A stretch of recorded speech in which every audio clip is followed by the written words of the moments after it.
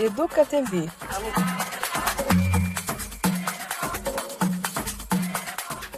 Apresenta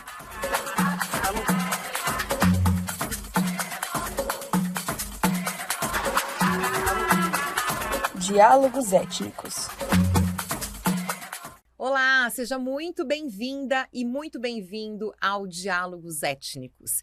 Este é o nosso espaço aqui da Educa TV, onde a gente discute as nossas culturas, os povos e a riqueza da nossa diversidade. Aqui, cada episódio é uma oportunidade de aprender, refletir e valorizar o que faz do Brasil um país tão plural.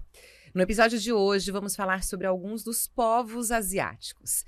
Na cabeça dos brasileiros, de forma geral, quando se fala em Ásia, não nos lembramos de pessoas do Iraque, por exemplo. É mais comum que a gente pense em pessoas que vieram ou têm ascendência no Japão, China, Coreia e Taiwan. E esse também é um ponto que a gente vai conversar aqui, que vai dar muito o que falar, eu tenho certeza. Por isso, fique com a gente, que a gente tem um longo papo e eu tenho certeza que a gente vai aprender juntos. De acordo com o censo do IBGE de 2022, 850 mil brasileiros declararam ser de cor amarela, que é, de acordo com o censo, aqueles que se declaram com essa origem asiática. Vamos falar sobre isso também. Prepare-se para uma conversa cheia de aprendizados e reflexões sobre respeito. Fique com a gente e vamos aprender juntos.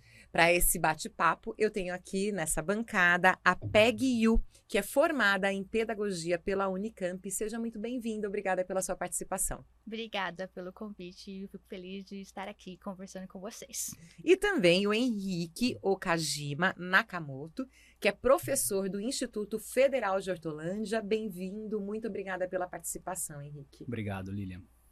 E aí eu quero começar, embora eu já tenha dito aqui os nomes e as profissões, as formações, eu gosto que os nossos convidados, falem sobre si próprios, né? Porque nada sobre nós sem nós. Então eu gostaria que você começasse, Peggy, falando quem é você, como você se enxerga nesse mundo, sobre a sua identidade e sobre o nosso tema de hoje.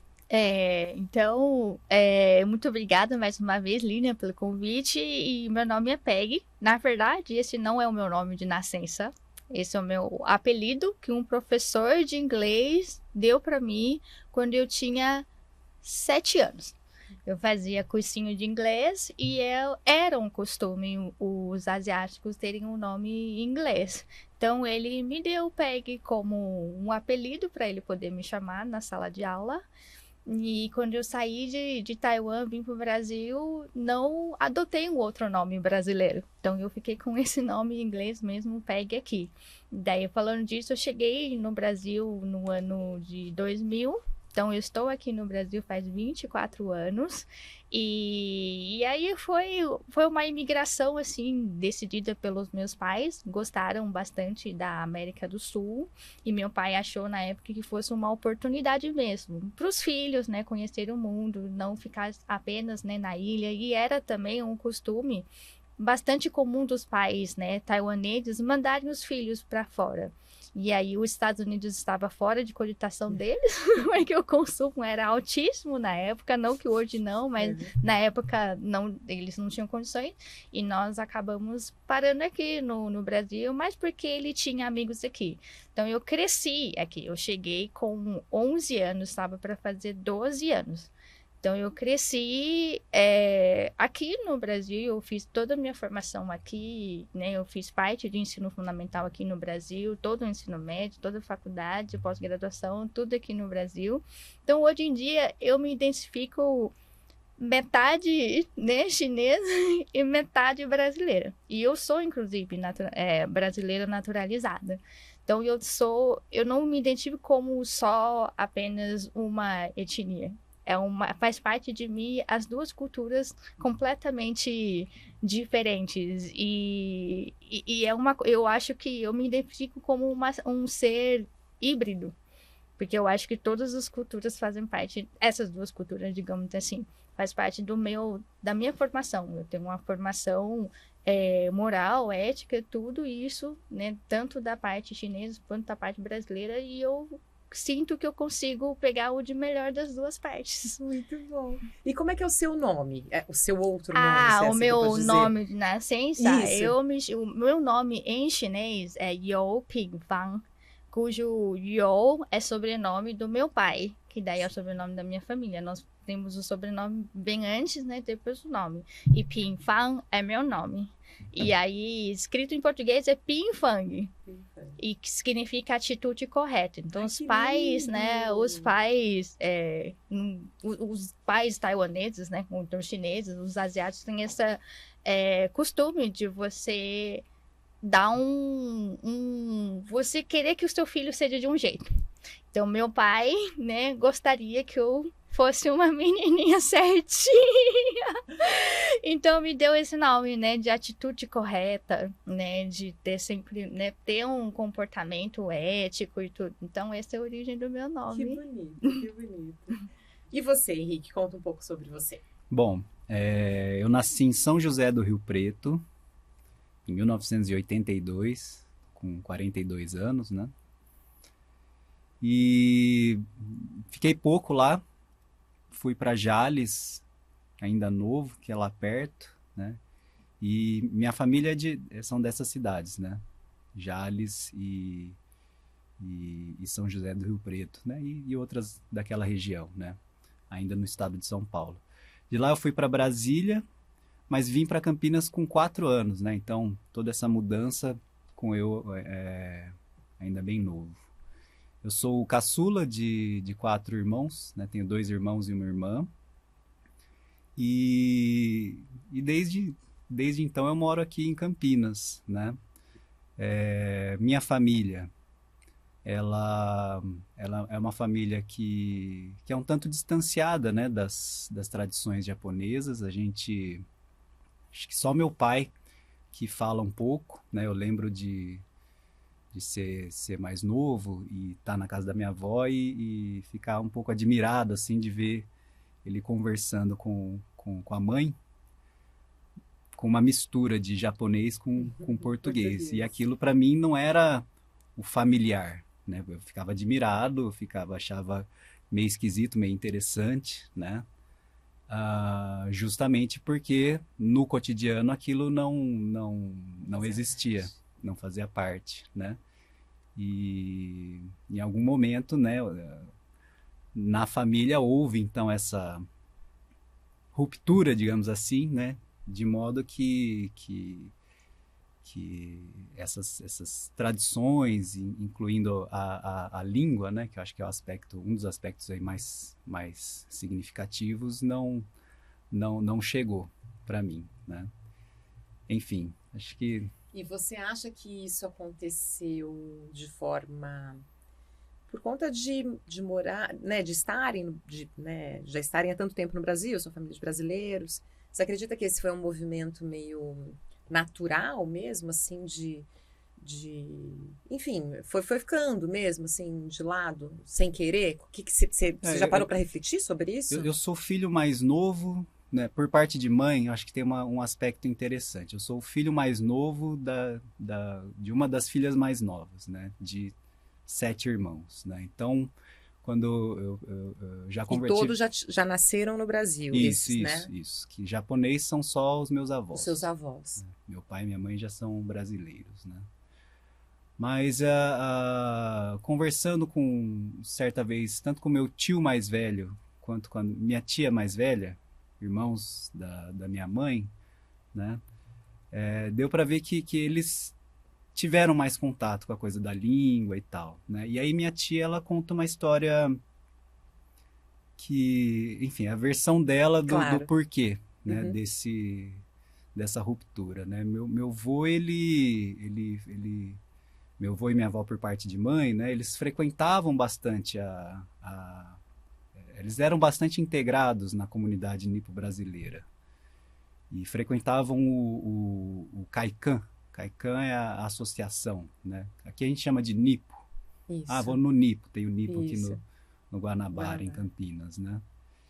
E acho que meu avô até chegou a ser presidente, e ele e minha avó davam aula de japonês. Olha só. Eles tinham escola de japonês, né? Então, como que alguém que tinha escola de japonês, isso acabou se perdendo, não passou, né? E aí, segundo a versão dessa minha tia, foi na época da guerra, né? Meu avô, ele acho que a polícia mandou fechar, né, a escola, porque o Japão virou, né, inimigo do Brasil, e os imigrantes já estavam aqui, né? E acho que da segunda vez que fechou, ele até chegou a ficar uns 2 dias preso, assim, e aí, segundo ela, né, ele acho que ficou meio de saco cheio, assim, e falou, não quero mais saber disso. E aí, segundo ela, foi esse o momento aí da ruptura. Então, acho que pro pessoal mais novo, né, então minha tia já mais velha, ela se não me engano, fez aula, né, de japonês, né? Já minha mãe, não. Né? Então, pelo menos por parte de mãe, tem isso, né? E aí, assim, meu pai, como eu disse, ele fala, né, um pouco, né? Mas isso, acho que em casa, né, no núcleo familiar, no nosso mais próximo, isso, por algum motivo não prevaleceu. Entendi. O Henrique, na verdade, Peg, ouvindo isso do Henrique, eu tive a sensação, queria que você falasse, que na sua família, eu acho que as suas tradições são um pouco mais presentes ainda. Sim. Ou não? Como é que é na sua família? Tradição, você diz a cultura chinesa? Isso. Sim, porque a gente chegou aqui em 2000 e em casa só se falava em chinês e o dialeto de Taiwan. Meu pai falou pra gente que nós saímos de lá, isso não significa que a gente vai esquecer a nossa cultura e deixar a língua para trás. E é muito importante preservar isso dentro de casa. E eu tive bastante conflito, para ser bem sincero, nos primeiros contatos com a cultura brasileira. Então, em casa só se falava chinês, né? Meus irmãos, somos em 3, eu sou a mais velha, depois eu tenho um irmão e uma irmã. Meu irmão veio com 10, minha irmã veio com 5. Então, em casa, nós estudávamos chinês em casa. Meu pai dava aula de chinês pra gente em casa. Então, era a língua oficial dentro de casa. E mantivemos todo o costume chinês em casa. Então, tiramos sapato para entrar em casa até hoje, né? Comíamos com, né, o palitinho, né? Isso, e tigela e tudo. E 20 anos atrás, né? 24 anos atrás. Então, nós éramos mais... evitávamos contato físico. Mas, quando eu fui inserindo na cultura brasileira, isso foi um choque para mim. Eu imagino. Então, eu comecei a abraçar mais, né? Porque a gente já chega abraçando. Exatamente, beijando no rosto. E meus pais, naquela época, eu lembro muito bem de um episódio. Minha mãe me chamou a atenção. Porque eu cheguei na escola, daí os amigos querem me abraçar. E aí eu abracei, era um menino. E eu cheguei em casa, minha mãe falou, mas você não é brasileira. Olha só. Foi muito difícil no início essa adaptação, porque eles não entendiam que é assim, né, que funciona aqui no Brasil. Lá em Taiwan, as pessoas eram mais distantes, apertavam mais a mão só, né, não tinha muito realmente o contato físico. E eu fui incorporando isso, né, hoje em dia eu abraço, dou beijinho, né, eu falo mais, né, eu tenho mais contato físicos e eu tenho mais amigos brasileiros. Mas eu vejo, né, que na comunidade chinesa, né, em geral, aqui no Brasil, algumas pessoas mantiveram, né, esse costume. Então, evita contato físico, né, ainda hoje. Mas eu acho que isso depende da personalidade da pessoa. Sim. Eu sempre fui a pessoa esquisita na comunidade. Né? Eu saía mais com brasileiros do que ficava na comunidade só falando em chinês. E era uma questão para mim na minha formação. Eu imagino. Eu não queria ser diferente na sociedade local. Eu não queria ser aquela pessoa que sempre anda com os olhinhos puxados. Eu não queria ser aquela pessoa que não falasse direito o português. Então, foi uma opção minha. E aí esse conflito foi conversado dentro de casa, né? Para dizer que é assim que as pessoas, né? As pessoas são assim e não tem nada de errado. Então, por isso que eu falei no começo, eu posso pegar, né, as partes que eu acho interessante para mim. Hoje em dia, na minha casa, com meu marido, que é brasileiro, nós tiramos sapatos para entrar em casa. Sim. Que é um costume que nós adotamos, que achamos interessante manter. Mas comemos no prato, garfo e faca, eu e ele. Eu como feijão hoje em dia. Você não comia? Eu não comia feijão. Achava assim, o meu paladar tinha um choque Imagina. gigantesco com feijão ser salgado. Eu não conseguia me adaptar. Feijão para mim era Doce, é doce. adocicado, né? Exatamente, no doce. Mas hoje em dia eu abraço e eu ensinei meus pais a abraçar. Meu pai nunca tinha me abraçado. É mesmo? Na minha memória, eu não tenho memórias afetivas com meu pai. Hoje em dia, eu abraço meu pai Olha e só. ele me abraça, né? Eu dou beijos, né, nos meus pais. Meu pai ainda não me beijou, mas... Eu ia perguntar, mas ainda deve ter algum estranhamento Não, ele um pouco, tem, né? ele tem. Uhum. É porque eu imagino que para quem seja mais velho é mais difícil, né? De conseguir incorporar certas coisas, né? Porque a nossa raiz, e é por isso que eu tô perguntando isso para vocês, assim, né? A nossa, de onde a gente vem, como a gente é formado, é muito forte. Sim. É muito forte dentro de nós, né? Uhum. E às vezes até como um instinto mesmo, sem pensar. Então eu fico pensando, né? O quanto que para ele, que é uma cultura muito, muito diferente, Uhum. deve ser mais difícil, até porque ele é mais velho. Por exemplo, a sua irmãzinha, que agora já não é mais irmãzinha, né? Sim. Quando teve 5 anos, imagino que tenha sido um processo mais natural. Ela, sim, ela age, ela pensa mais como um brasileiro. Olha só. Ela fala melhor português, né? Ela Embora conversa... você fale perfeitamente. Obrigada. Mas ela se expressa bem melhor sentimentalmente em português. Olha. Então, ela consegue falar mais. Eu e meu irmão e meus pais, nós sofremos mais calados. Assim, digamos, quando tem um conflito, a gente escolhe não falar. Que Não engraçado. não fazia parte da nossa educação de expor e falar. Normalmente, né, digamos assim, se costuma não dizer. Mas a minha irmã vai lá e se impõe, ela fala, ela se expor e ela explica a situação, ela não deixa passar. Mas eu e meu irmão, eu estou aprendendo isso só agora. Entendi. Então eu tenho esse diálogo, né, com meus pais também. A minha irmã, ela é mais brasileira. É? Ela foi alfabetizada aqui, né? Né? Ela não teve oportunidade de fazer escola lá em Sim. Taiwan. Eu e meu irmão já Fizeram, né? tivemos. Então, são jeito de enxergar o mundo bem diferente. O jeito de você enxergar o estudo, o trabalho, a culinária, as relações sociais é bem diferente. Eu, meu irmão e a minha irmã. Sem dúvida. E Henrique, embora você tenha dito, né, que houve esse distanciamento, como é que você imagina que você sente, na verdade, que a sua ascendência, né, os seus traços, como é que isso impactou na sua identidade como um homem brasileiro, né, que tem essa ascendência? Você acha que isso houve algum impacto na sua trajetória, na sua identidade? Com certeza, porque a nossa identidade, a nossa subjetividade, ela também é construída pelo olhar do outro, né? Sim. E a questão fenotípica, ela determina muito, né, como você vai ser tratado na sociedade, né? Então, por mais que tenha havido esse distanciamento, né,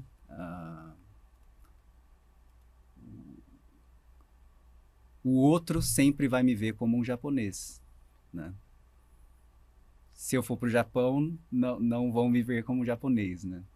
Acho que tem até um autor que é o Jeffrey Lesser, que ele escreve sobre imigração japonesa no Brasil, né? Ele vai falar, né, que relatos de decacegues, né, que são os japoneses que vão trabalhar no Japão, né? E que, segundo esses relatos, né, é no Japão que pela primeira vez eles são considerados brasileiros, né? Enquanto que aqui no Brasil eles são considerados japoneses, né? Então fica nesse não lugar, né? Do descendente do japonês no Brasil, né? E eu acho que é tão importante a gente falar sobre isso, porque eu acho que esse é um dos sentidos maiores aqui, né, desse programa que a gente faz, porque a gente está sempre aqui falando sobre etnia, sobre pessoas que sentem isso, né, e sobre esse não lugar. E aí, um dos resultados, e talvez seja o resultado, talvez não com certeza, mais triste dele é o preconceito que as pessoas sofrem, né? E eu queria saber de vocês também, como é que foi o impacto disso na vida de vocês, na formação de vocês, se vocês passaram e passam ainda por situações de preconceito. Já sofri xenofobia quando eu cheguei por não falar português. E assim, foi pra PEG de 12 anos, aquilo foi bem difícil, porque você não era aceito pela sociedade. E você, criança, não entende o porquê. Eu não entendia o porquê, né? A decisão de sair, né, de onde você era e ir para um lugar completamente diferente não era minha. Mas eu cheguei aqui no Brasil, né? Então eu fui inserida, né, na escola, mas sem você falar a língua, e 24 anos atrás, ninguém conhecia chineses, né, em geral. Não se falava nem de Taiwan, nem de China naquela época. Então você era um ser exótico na escola. E a dificuldade, né, a barreira linguística agrava situações xenofóbicas, como já ouvi. Hoje em dia eu entendi o que a pessoa estava falando. Era, se você não fala a língua, então volta para onde você veio. Mas assim, então acho que talvez isso seja uma das coisas que me fez pensar, vou falar a língua daqui. Eu preciso falar a língua daqui. Era uma questão de sobrevivência. Preciso falar a língua daqui e falando a língua daqui, entendendo a cultura daqui, as pessoas vão me aceitar melhor. Porque eu tinha certeza que a gente não ia mais voltar, né, para decisão Taiwan. definitiva. Era uma decisão definitiva. Isso, meus pais vieram e ficaram, vieram para ficar. Vieram para ficar. Então, e eu tinha essa responsabilidade de ser a filha mais velha, tem que, né, aprender o português o mais rápido possível e já interpretar meus pais, porque hoje em dia a minha profissão é tradutora. Eu sou tradutora. Você é tradutora. Desde sempre eu traduzi, interpretei, né, não só meus pais, mas toda a comunidade. Então, eu acho que alguns, né, momentos em que você não era compreendido pela sociedade local, isso ficou um sementinho, né, no meu coração. Sim. Mas eu quero ser aceita. Nossa, isso foi muito forte mesmo para você, essa questão do Foi. idioma, né? Tanto que você se tornou tradutora. Foi. Eu intermediava o conflito, porque não eram só nós, a gente conheceu outras pessoas que vieram mais ou menos, né, na mesma época, e aí eu lembro de, até hoje, alguns conflitos que aconteciam na escola, por a pessoa não falar português, não conseguia, né, defender os próprios direitos. E eu vi isso acontecendo na minha frente. E eu querendo falar, não, foi fulano de tal que empurrou meu amigo. E eu não conseguia falar isso para a diretora. E nesse gaguejar, e as pessoas perdem paciência. E falar, então, acabou não resolvendo o conflito. E isso ficou para mim muito forte, gravado na minha cabeça. Eu tenho que falar a língua daqui para poder ser aceita pela sociedade local. É muito forte mesmo, né? Eu acho que Não, pode... Não, por favor, quero te ouvir. Sobre a questão aí do preconceito, né? Em relação a japoneses, chineses, né? Aqui no Brasil, eu acho que tem uma questão bem específica dessa mistura, né? Que é o choque entre estereótipos muito opostos, né? Então, são estereótipos, né? Em alguma medida, eles têm um pé na realidade, né? Mas, em vários casos, erra, né? São generalizações que não correspondem a todos os indivíduos, né? E aí, no caso, a gente tem o estereótipo brasileiro, né? Festivo, alegre, espontâneo, que abraça, né? Com uma sexualidade mais livre, né? E o estereótipo oriental, né? Sendo o oposto disso, né? E acho que todo o bullying, né? E acho que a gente pode falar de racismo também nesse Sim, caso, sem né? dúvida. Ele se constrói a partir dessa base, né?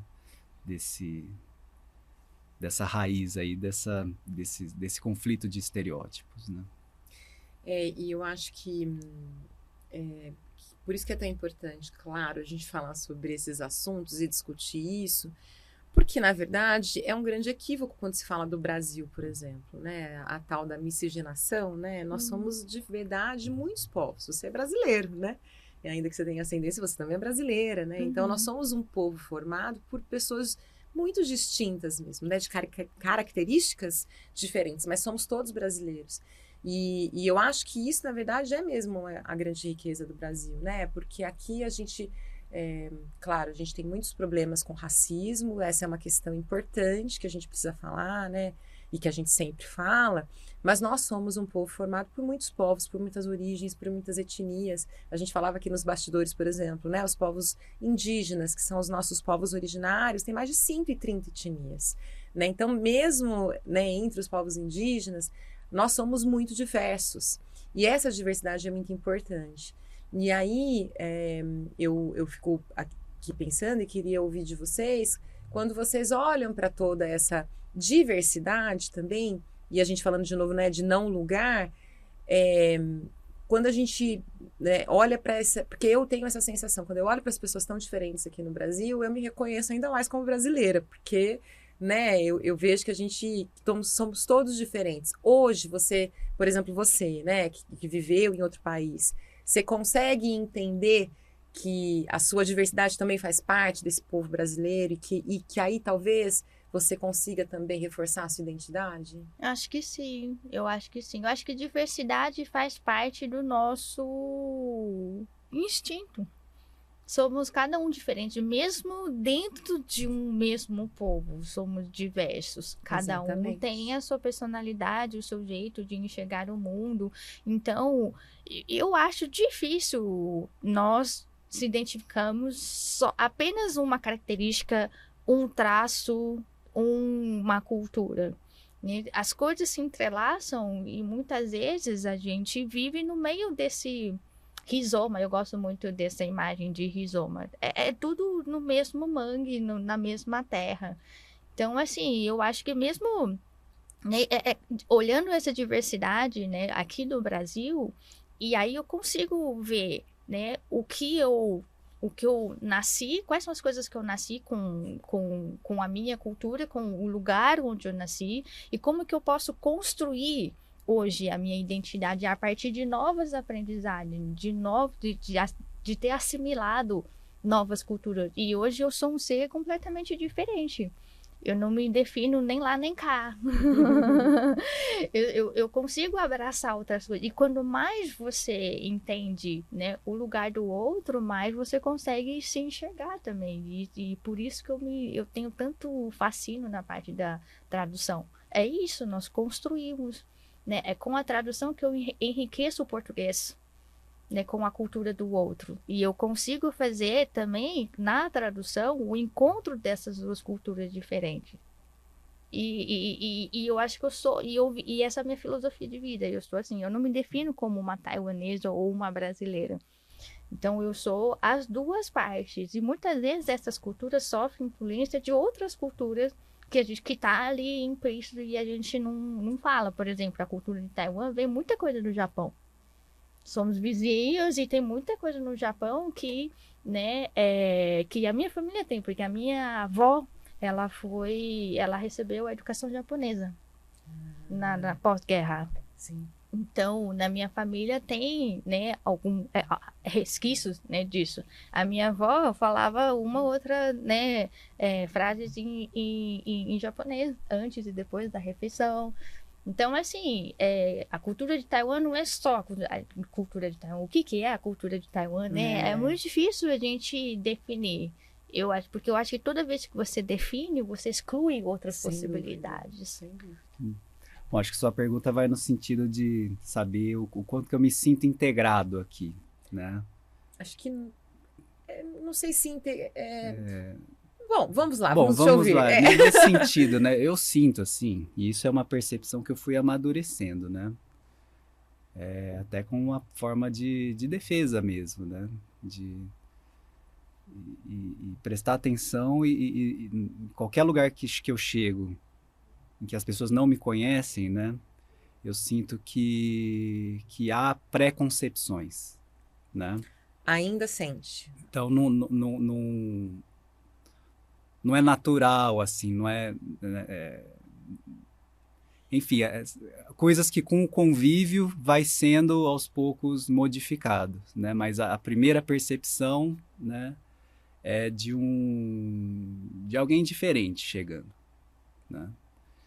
E isso é uma percepção que eu fui amadurecendo já adulto, né? Acho que depois de viver muitos conflitos na infância, na adolescência, né?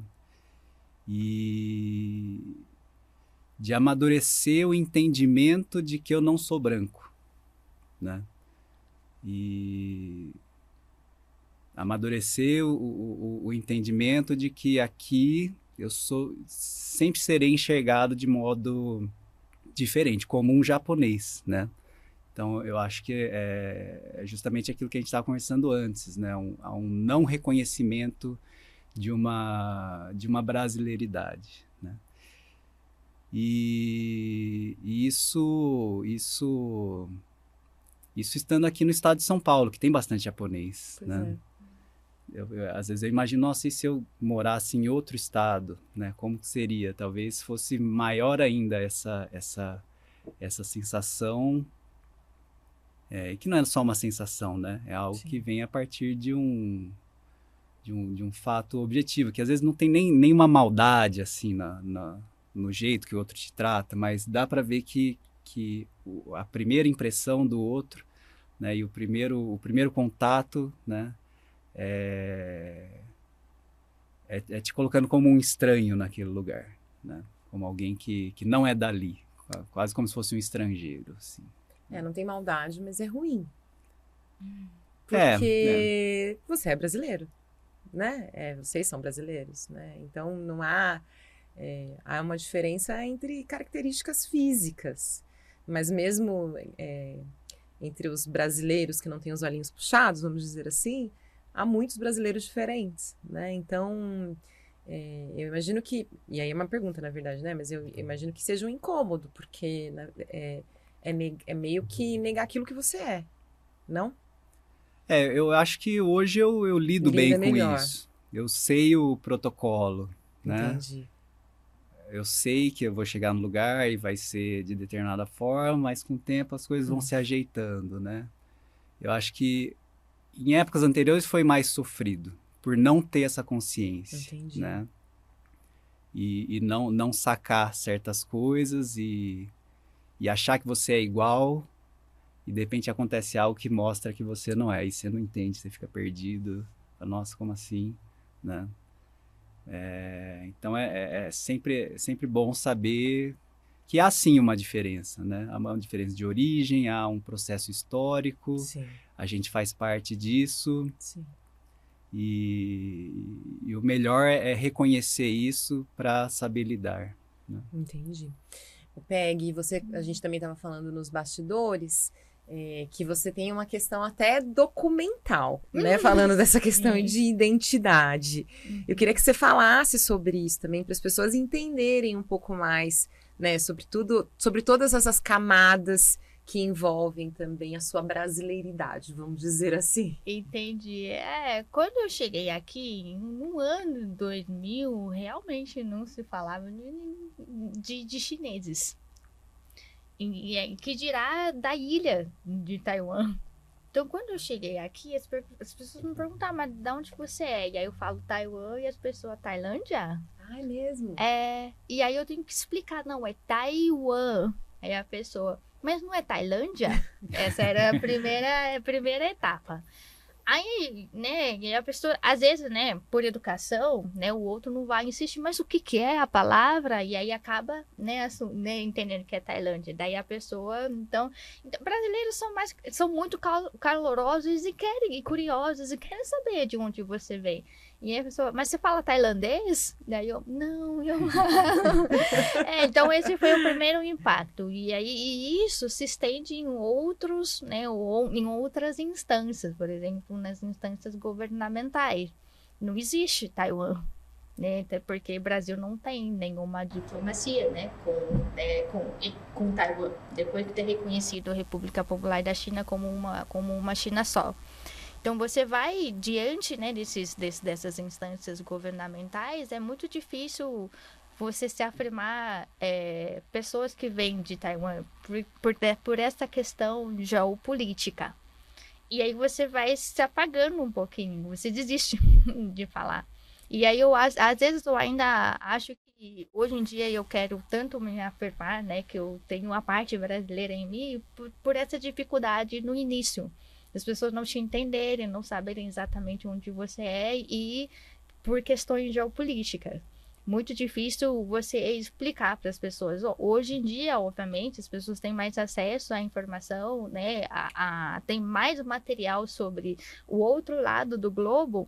Então, você consegue. E eu tenho português já hoje em dia para argumentar e discutir com as pessoas. Né? Eu nasci em Taiwan, eu tenho uma identidade taiwanesa, né? Eu tenho a origem chinesa, mas eu não nasci na China continental. Então, né, se você quiser, né, me afirmar que eu sou uma taiwanesa, eu vou ficar feliz. Mas se você achar que é tudo a mesma coisa e falar que, não, mas você é uma chinesa e não abrir portas para discussão, e aí eu também não vou insistir. Também não vou insistir. Por isso que eu acho que eu prefiro o meu lugar seguro é não identificar nem lá nem cá. Eu sou uma nova coisa. Eu sou um novo ser. Muito bom. Eu sou um novo ser, porque eu tive choque cultural com a minha própria cultura quando eu fui para lá pela primeira vez em 2014. Por incrível que pareça.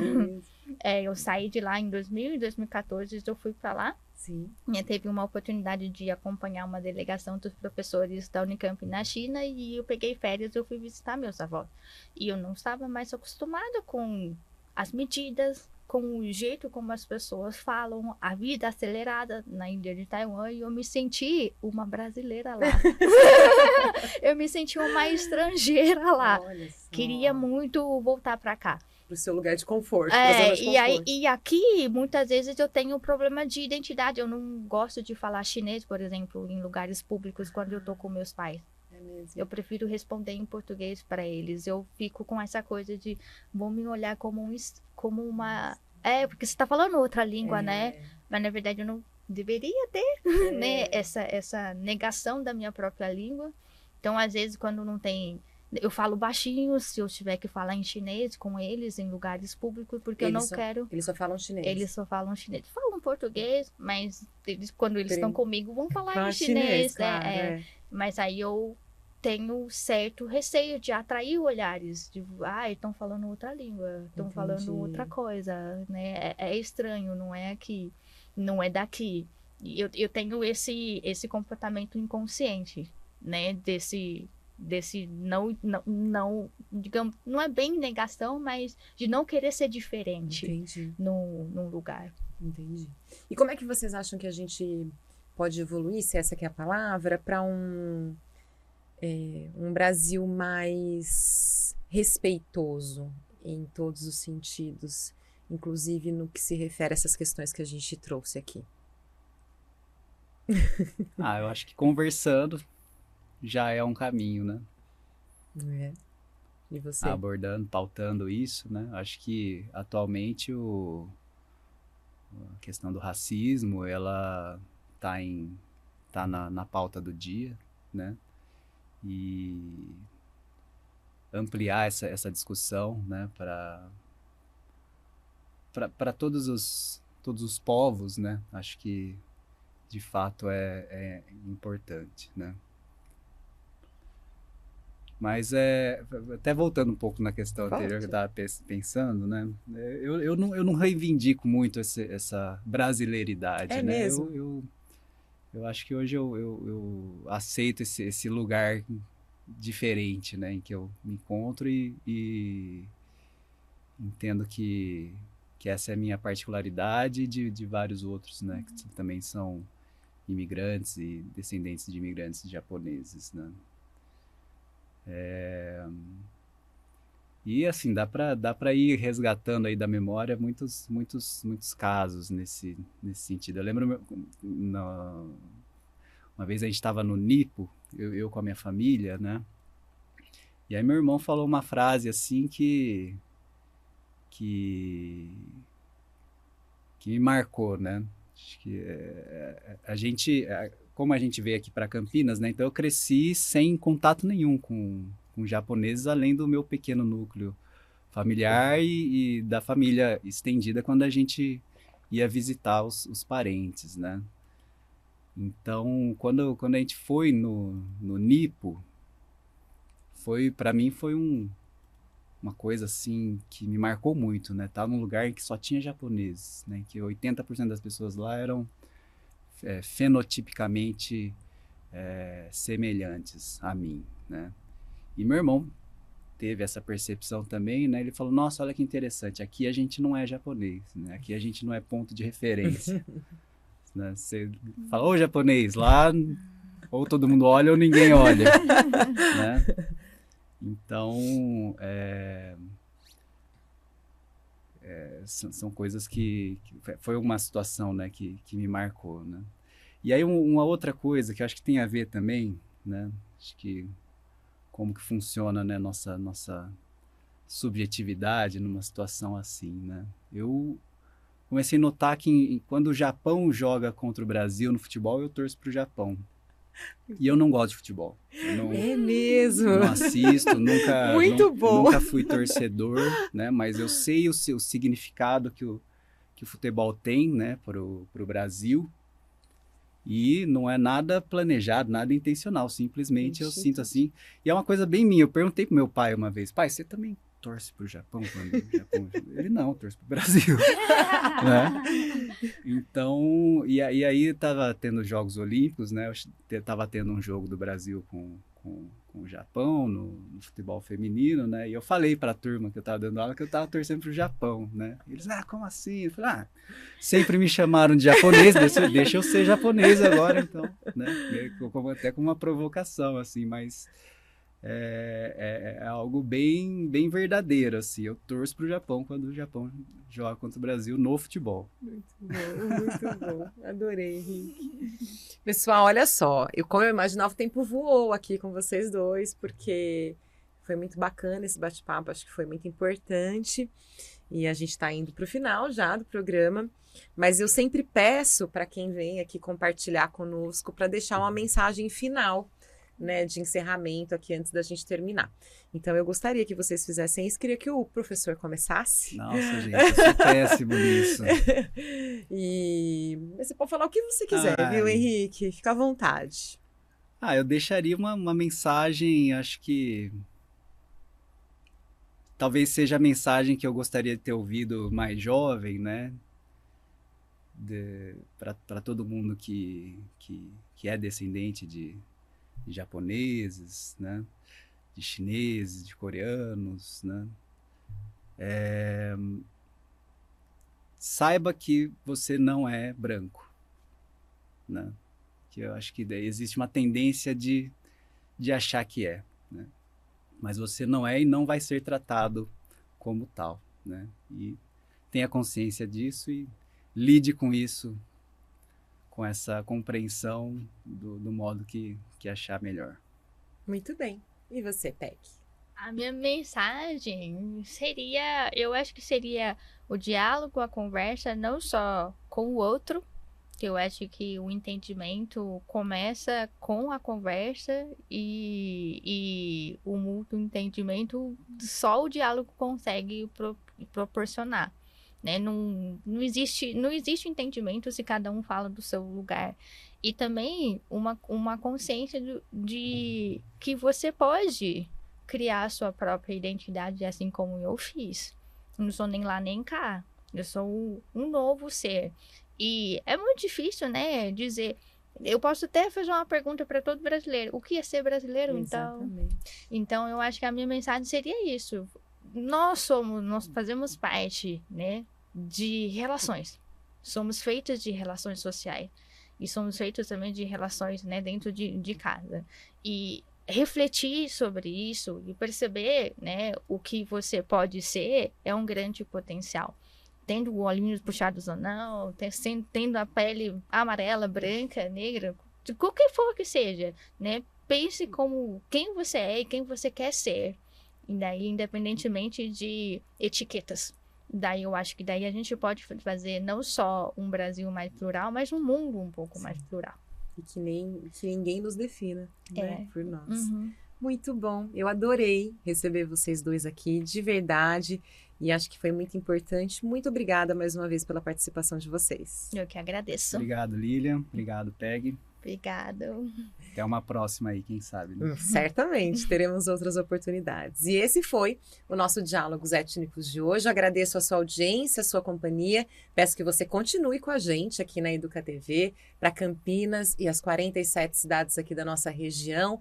Esse foi mais um papo que a gente aprendeu junto, compartilhou. E semana que vem a gente volta com outro tema. Eu espero você. Até mais. Educa TV.